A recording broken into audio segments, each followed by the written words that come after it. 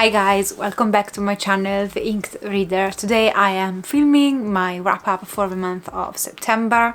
I am fighting a cold or something, so I'm not feeling the best. So bear with me while I go through the books I've read in the month of September, trying to be as coherent as possible. I am currently reading 3 of the ones that were on my TBR, and there are only 2 that I could not even start, and unfortunately those 2 are my fairy loads for the month of August, which are Forged by Blood. I will link down below my unboxing because both of these books looks like $1,000,000, and Bonesmith, which is very disappointing. I was really looking forward to reading these just because of the synopsis. It really intrigued me. So yeah, it's a bit of a bummer, but they're gonna be back on my shelves and I'm gonna eventually read them. I'm currently reading Spiral, which is the sequel to Ring, perfect for October season, to be honest, and I'm halfway through. I'm also reading The Shadow of the Gods, and I'm also reading Legendary, the second after Caraval. So those 3, I am pretty much in the middle of all 3, and they will be done by the end of October. Finger crossed. But let's go into the actual books that I did manage to read. It was a mixed bag. Was very meh reading month, apart from the first couple of things I really enjoyed, but overall it wasn't too terrible as well, so won't complain. Okay, as always, I'm gonna go from my least enjoyable read to my most enjoyable read. Enjoyment, it does not equal necessarily quality. Just putting out there. So at the last place I will have to put for this month Dangerous Girls. This is a thriller that I was very much looking forward to read. So this is the story of this bunch of kids that during a school break holiday they go to Aruba just to have some time off and enjoy each other's company and have fun, and one of them end up dead, and another girl, our main protagonist, she is arrested and persecuted for the homicide of her friend. So you follow what happened before and what happened after during the trial, and it's kind of like a mixed timeline that you follow if you want. Now this one suffered a lot from me comparing it and finding it almost a rip-off of a Amanda Knox and Meredith Kercher, I don't know how you pronounce her surname, sorry, case that happened in Italy, where this is a true crime case that I was particularly interested in. I grew up in Italy, as you might know, and so it was all over the news for years, that case. Sorry about the shouting in the background, there are people outside walking and I've got my windows open. Anyway, I was saying, so that the case happened in this one, it reminded me a lot of Amanda Knox case, and I kept comparing them. I kept thinking that she was gonna do something very similar to what, you know, the outcome of that trial had been, and I am not sure to these days if this was inspired or not. If it wasn't inspired, it's a bloody coincidence. It feels very much like a retelling of actually a true crime case, and I also didn't particularly enjoy her writing. I did like the structure overall, although it's a bit frustrating at times in thrillers to follow back and forth. I do think that honestly generally it does create suspense, so I appreciate that structure. I wasn't too impressed with her writing overall. I'm not gonna write the author off, but for this story, which ultimately I didn't mind, I like the ending. I found the actual tension in it when I went past the, okay, this is a rip-off of a true crime case. When I went past that a bit, I found this a quick read and quite compelling if you want, but definitely doesn't have the depth of the characters or like the kind of plot or storytelling that I really enjoy in thrillers. So yeah, ultimately it was around the 3 stars. It was okay. I would not necessarily recommend it. Okay, next one I will put Exile by R.A. Salvatore. This is The Legend of Drizzt book 2. It's a very long series, but it's made of sub-series. So this is the first trilogy, and you follow Drizzt. It's a very difficult name to pronounce, that he lives in this matriarchal society that is very cutthroat, and they are dark elves and they live underground in the dark, and basically males in this society are just used and abused, and Drizzt one day decides that he has enough and decides to change things for himself, and this is just the follow-up right after, you know, the events of book 1. This starts right after, although you kind of bounce a bit in time. Okay, so this is another case where I think the plot and characters were interesting, had a lot of potential, but the writing was very bare and I didn't like his writing, which it came a bit of a sort of surprise because I did remember a bit to have enjoyed book number 1 of the series enough, and I did read by accident a subsequent trilogy in this bigger series, and I found that I was very young when I read it, but I found it very impressive back in the days, to the point that decades later I found the author by chance in a book shop and decided, okay, this is the author that wrote that trilogy, which was very dark but very interesting, so I want to read more by him. So either I used to have very bad taste in books which could be, or maybe because this is actually one of the first books. I mean, it's not the first book in the series, but it's definitely one of his earliest works. That's maybe why the writing still have to develop. Now, I don't know exactly what I want to do because it's a very, very long series, and if the writing keeps being like this, I might not end up ultimately having a good time, which is not the point of me reading a book. I want to try and have a good time, especially if I'm reading like a whole series made of dozens of books. So I do have one more in the first trilogy, which is called Sojourner, the third one. So I'm gonna probably try and read that at one point and then decide if I want to continue on, or maybe if I just want to cherish the good memories I had when I read the other trilogy by him and just let the author go. But if you read R.A. Salvatore, let me know. I want to know more about your experience with him. Does he improve, or is there any series of his that you particularly recommend? Have I started in the wrong place? I wanted to go chronologically, but do let me know if you have any knowledge on Salvatore and his books, because I don't want to give up on him, but I'm not sure it's the right choice for me.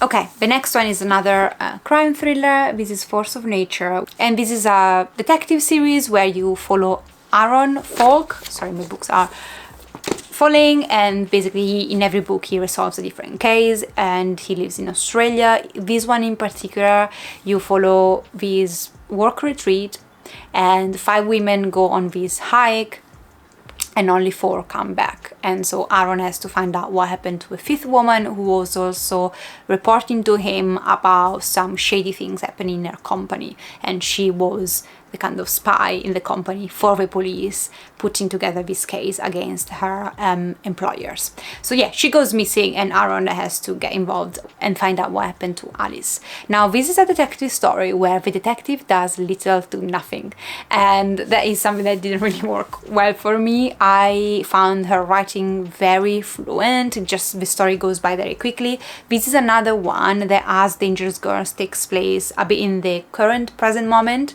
and you know, when you look at how people are looking for Alice and the research efforts that are being put in, but you also look at the weekend and the few days before the disappearance and what happened to the point of disappearance. So you go back and forth in time. And I didn't mind the overall mystery.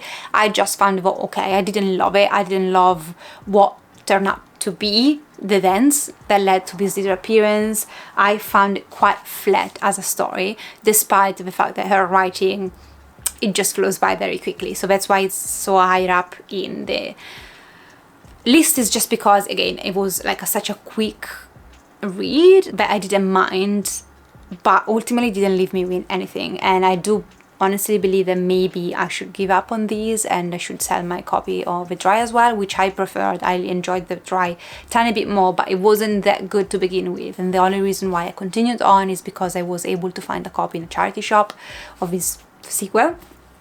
But yeah, I don't think I'm gonna ever read the third one. Okay, I think there is a bit of a theme in this video where I'm reading books series I've not read in ages, and somehow I find them lacking. And this is the case of Come Tumbling Down by Shanna Maguire. This is a series of very short books. It's a portal fantasy where you follow this bunch of kids that have returned from magical worlds, Narnia, stuff like that, and they can't adjust to society, so they are sent to this boarding school where there is this lady that has a mysterious past in the first book, and you just follow them trying to readjust to reality while trying to potentially go back to their world even if they're not allowed to. So in each book you follow different characters, but the reality is that you kind of have recurring characters. So one book might be one character, and then you got a couple of books about two other characters, and then you go back to, you know, the character from book one. So I would definitely say that you need to read them in order for a lot of things to make sense. And although again I enjoy a lot of writing and I love the quirky characters and how fast this book go, like you flew by them, again the length does help. I found myself less intrigued about the whole premise than I was 5 years ago when I first started this series, and I'm not sure why. Yes, I will continue on still with these. Maybe this one in particular, though, it followed a couple of characters that I did quite enjoy just because of how dark and horrific their world where they come from is. I really like that very spooky environment, and I like them as characters a lot. I guess one issue with these is because she builds up the story. By the time the action comes around, is usually like a few pages, maybe like 4 pages long. And so despite me appreciating the build up, the action scenes, they actually, you know, the culmination of everything we've been following for the short story doesn't pay off. It doesn't feel that enthusiastic for me. It feels like it's over pretty quickly. So maybe I don't have enough time to warm up to the plot to then enjoy the resolution that much, if it makes sense. But yeah, I'm planning still to continue on potentially. I'm not writing this series off. I enjoyed the characters and everything, as I said. However, I feel pretty lukewarm. I mean, I'm more toward that I enjoyed it, but I definitely didn't love it as I used to. Okay, then I've got a book that I had started in August and I was very enthusiastic about reading, and then I finished it in September. I do have to say that I read a bit less than I could have just because I also had family over, so I started really reading from the 11th of September onwards. Didn't do much reading in the first 10 days. The only thing I did was finishing the latter part of this. This is A Good House, which is a horror novel, and you follow this mother that loses her son due to a sudden tragedy, and she comes from this family that used to live in this very old and magic apparently house, and they are there on a vacation one day and the son dies suddenly, and she leaves this house. She doesn't want to do anything with this house anymore, but then a couple of years pass and she decides to go back and really kind of dig deeper into what happened to her son. There is some supernatural elements to this. I don't want to spoil anything. However, I do want to say that this involves voodoo, which is a culture and religion that I knew nothing about, and it was very fascinating because I could find out a bit more about it during this book. But this book, which is apparently only not even 500 pages long, felt like it was one of the longest books I've ever read. It was extremely slow, which is not necessarily like a bad thing. I didn't hate the experience of reading these. It just felt like it took ages to go through this book. She does have a very eloquent and absorbing writing which carried the whole thing through, carried truly the story through. This is a very much quest horror where it's almost like a mystery where you have to discover and put pieces together, but there was a good chunk of action toward the end. However, things do happen very slowly. And so for being a quest horror, and you imagine there is like, I don't know, twists left and right, no, that's not the case. It really takes its time because it's building the characters. And I think there is a lot of praise for that in a sense, because she really communicates and makes these characters through the pages. So when something happens to them, you really care because she has taken the time to build them up. So I think there are like definitely a lot of positive sides on that. It was not necessarily the haunted house horror I was expecting. It's not very scary. I didn't find it particularly unsettling apart from a couple of places. So I would say that this is a brilliant horror if you don't mind slow-paced horror, and if you are new to the genre and you don't know if you potentially can stomach certain stuff, you want to give it a try. I think this is a very good entrance point horror. I think a couple of things that happened weren't explained very well though. They were just accepted despite the fact that on paper wouldn't make much sense. And also I didn't necessarily love the explanation of why all of this happened. I liked the action scenes, how we get to know those things, but those things, that the reason behind wasn't the biggest fan of it, but I did love Angela and Miles as protagonists. I love them together and separate as characters, and I will definitely check out more by the author. I think her writing was definitely the most impactful thing of this story, was how good the writing was. And then I've got Book Lovers. Number 2, I did read this very popular romance book. So this is the story of Nora. Nora, she's a literary agent she's the kind of woman that gets left in movies for, you know, the main female protagonist. She is the career-driven, cold-hearted, beautiful but inaccessible woman who doesn't appear to have much depth in movies and in books. So she's the one that gets usually dumped, and she is now been taken by her sister to spend a month in this remote village in North Carolina or something of the sort. It's very idyllic as an environment, but she's a very much like a woman that loves living in New York, and so that it's a big change for her. And when she's there, she meets Charlie, who is her arch enemy. I mean, to be fair, it's not the arch enemy, it's just someone she had a bad encounter with due to work. So they were working on something and they didn't really click, and so they left things there, never met each other again, and months after they found themselves in this city and having to kind of coexist in this small city where they can't help but keep bumping into each other. Now, it's of course a romance story, and I get their hype, okay? It was very cute. My favorite part was definitely the banter between Charlie and Nora. It was absolutely hilarious. To be fair, like all the dialogues, it made me generally laugh a few times. I was having a very good time while reading it. Now, why is this in second place? Why is this not the best thing I've ever read or a romance? I'm not a romance reader, and I loved the banter, as I said, and when they were communicating and fighting on page, or even when they were getting along but just speaking about something. I cared very little about the more intimate scenes. I just didn't care. I found them a bit awkward. I love her writing. She's a very, very good author, and although I always had a good time while I picked this up, I never found this addicting. Like, I've never felt like, oh, I need to pick it up and find out what's next. I knew what was coming. I think romance comes with an element where you know pretty much where it's going, which is something that I don't particularly find appealing in books. So although I was enthusiastic while reading, I didn't care about picking it up immediately once I put it down, and I could put it down a bunch of times without any issues. Will I read more about her? So if this is her best and I'm not into romance, shall I? I don't want to kind of rate the books wrongly. I gave this a very high rating because I took a step back and just say how much, you know, I enjoyed the writing and how much I enjoyed the characters and the ending. This is a perfect book that you should start reading in summertime, but you should finish reading it on, you know, Christmas Day. It has that kind of warm, fuzzy, perfect ending for a romance story that was the best, made me emotional. So I really enjoyed my experience with it, but I don't want to eventually get bored by the author or like force myself to read romance where I'm not really into romance.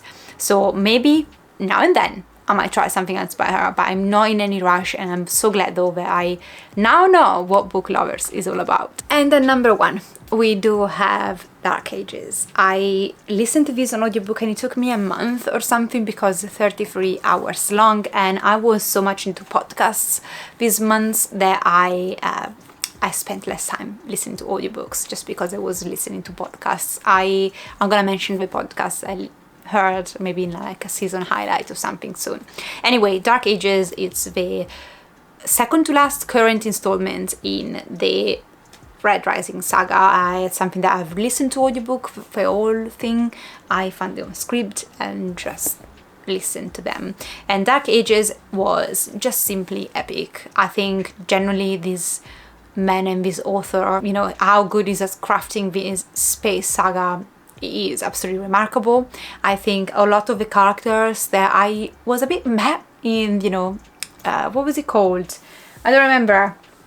The book before this. So the characters that were new in the start of the second trilogy, I I had warmed up to but didn't love, but in this book I absolutely loved all of them, and that came with a lot of feelings and heartbreak.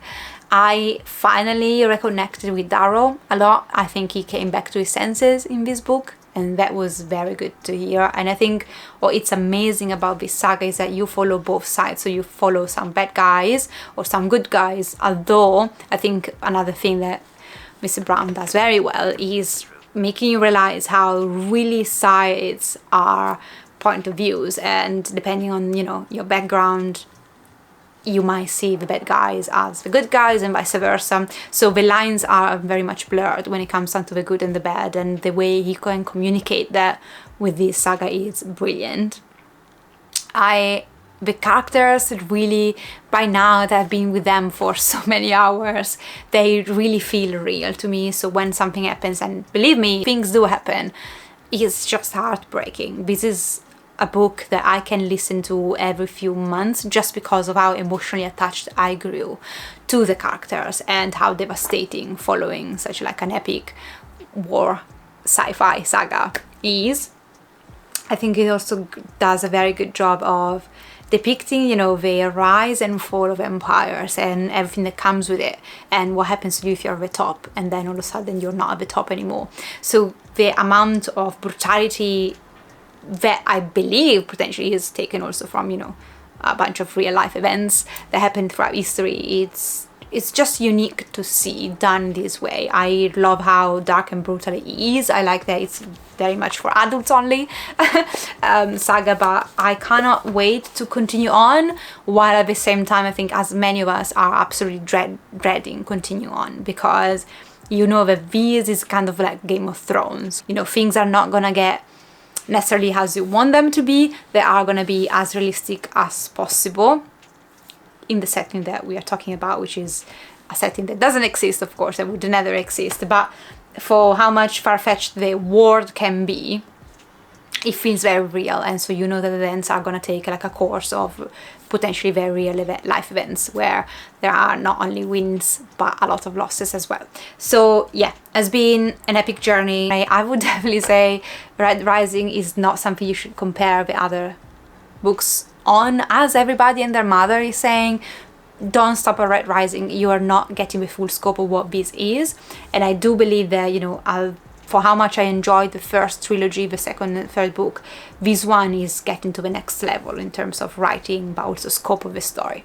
So yeah, I will rate myself for Lightbringer. I don't know, is it called? The next one. I'm so terrible with names. But guys, it's been lovely speaking with you. Let me know what you've read in the month of September. What was your favorite read? And if you have read any of those, any thoughts after them, I'd like to speak with you in the comments. I would love for you to remain and decide to join this small community by pressing the button and subscribing. Thank you for watching. Take care of yourself. I'll see you next time. Ciao!